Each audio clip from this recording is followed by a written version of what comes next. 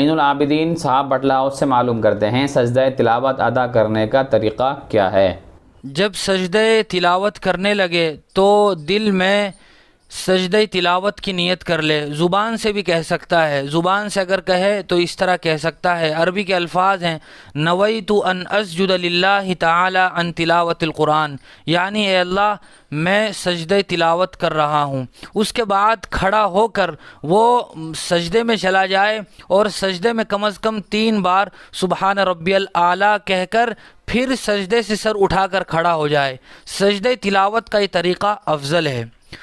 سجدہ تلاوت کے بعد سلام پھیرنا یہ کوئی ضروری نہیں ہے. اسی طرح کوئی آدمی بیٹھا ہوا تلاوت کر رہا تھا، تلاوت کے دوران آیت سجدہ آئی اور سجدے کی تسبیح کہہ کر پھر بیٹھ گیا تو اس طریقے سے بھی سجدہ تلاوت ادا ہو جائے گا. البتہ بہتر اور افضل طریقہ وہ ہے جو پہلے بیان کیا گیا.